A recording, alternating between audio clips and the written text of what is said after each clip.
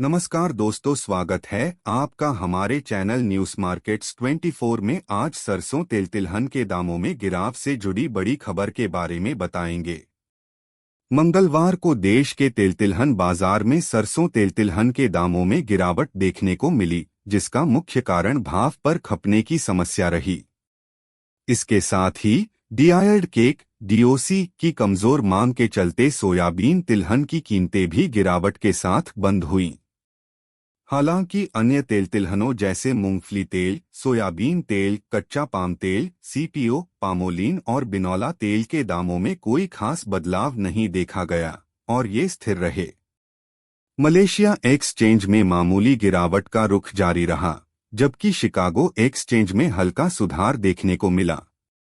बाजार के जानकारों का मानना है कि यह बदलाव घरेलू बाजार के लिए महत्वपूर्ण है, क्योंकि ये अंतर्राष्ट्रीय स्तर पर तेल की कीमतों और मांग को प्रभावित करते हैं।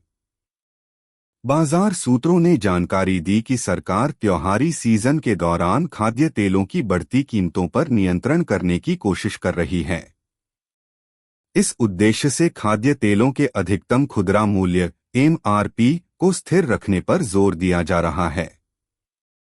हालांकि कुछ विशेषज्ञों का मानना है कि यह कदम अपेक्षित परिणाम देने में सक्षम नहीं हो सकता।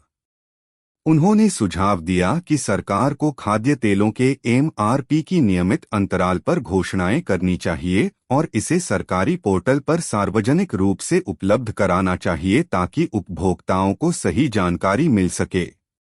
सूत्रों ने यह भी कहा कि हाल ही में खाद्य तेलों पर आयात शुल्क में वृद्धि की गई है, जिसके चलते नेपाल और बांग्लादेश जैसे मुक्त व्यापार समझौते वाले देशों से सोयाबीन, सूरजमुखी और पामोलिन जैसे तेलों का आयात बढ़ने की संभावना है।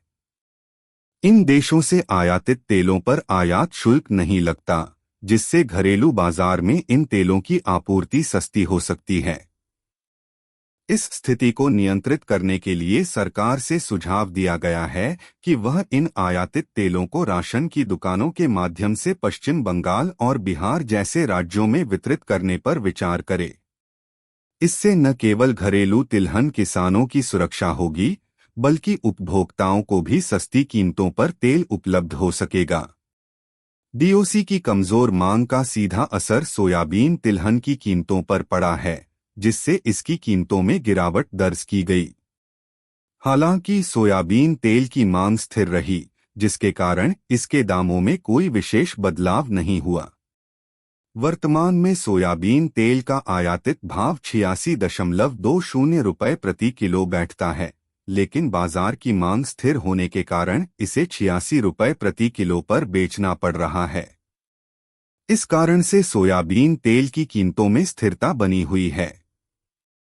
तेल तिलहन बाजार में इस समय मांग और आपूर्ति के बीच संतुलन बनाने की चुनौती बनी हुई है।